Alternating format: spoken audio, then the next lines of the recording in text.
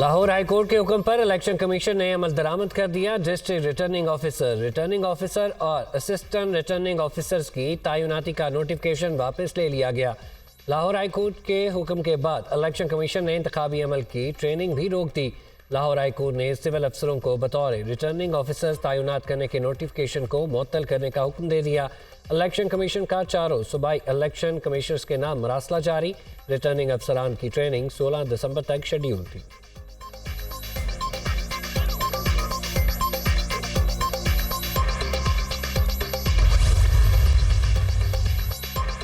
Lahore high court का फैसला, election में इल्तवा का जवाज नहीं। इलेक्शन का शेड्यूल आना था लेकिन जारी नहीं हुआ।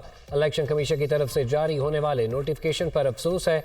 सुप्रीम कोर्ट से मुतालबा करते हैं कि इलेक्शन वक्त पर कराए जाएं। पहले से ही हमारा मुतालबा था कि जुडिशल मैजिस्ट्रेट बतौर रिटर्निंग अफसर तैनात किए जाएं।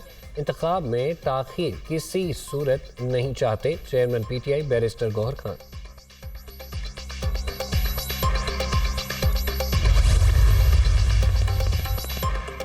PTI 8 फरवरी के इंतखाबात मुलतवी कराने की साजिश कर रही है। इलेक्शन के खिलाफ PTI की दरख्वास्तें इलेक्शन से फरार की मनसूबाबंदी है। साइफर की तरह PTI आम इंतखाबात के खिलाफ साजिश कर रही है। इंतखाबात में ताखीर हुई तो जिम्मेदार PTI होगी। PTI मुल्क में आइनी बहरान पैदा करके सियासी अदम इस्तेकाम चाहती है। 2018 के इंतखाबात में भी ब्यूरोक्रेसी ने ही डिस्ट्रिक्ट रिटर्निंग अफसरान की जिम्मेदारी निभाई थी। सदर नून लीग शहबाज शरीफ का बयान।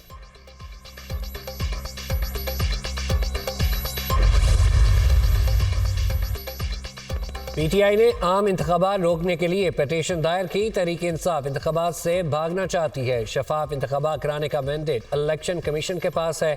इलेक्शन के इनेकाद के लिए तमाम चीज़ें टाइमलाइन के तहत चल रही थी। अगर जजेस दस्तयाब नहीं तो क्या इलेक्शन ही ना कराए जाएं? रहनुमा नून लीग मलिक अहमद खान की मीडिया से गुफ्तगू।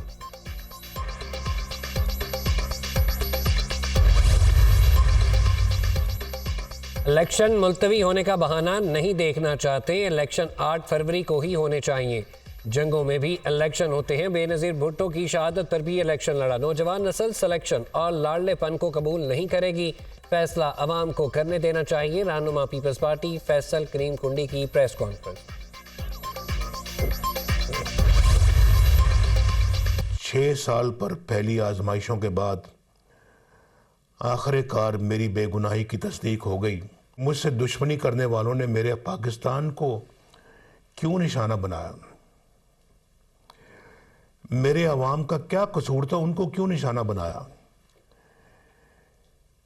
चलें, किसी लाडले को लाने के लिए मुझे हटाना, झूठे मुकदमात में फंसाना और सजाएं दिलवाना ज़रूरी था, लेकिन पाकिस्तान को किस जुर्म की सजा दी गई?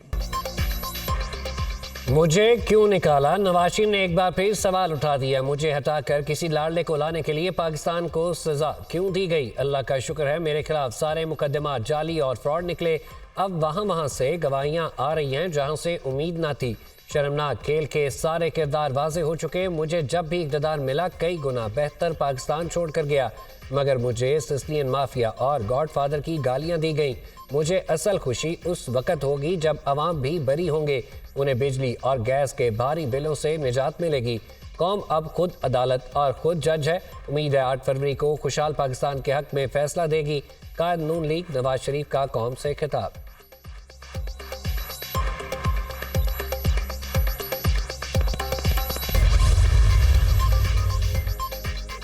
सुप्रीम कोर्ट में इस्लामाबाद हाई कोर्ट के साबिक जज शौकत अजीज सदीकी की बरतरफी के खिलाफ केस की समाअत। शौकत अजीज सदीकी ने साबिक army chief general Qamar Javed Bajwa और lieutenant general retired Faiz Hamid को फरीक बनाने की दरख्वास्त दायर कर दी।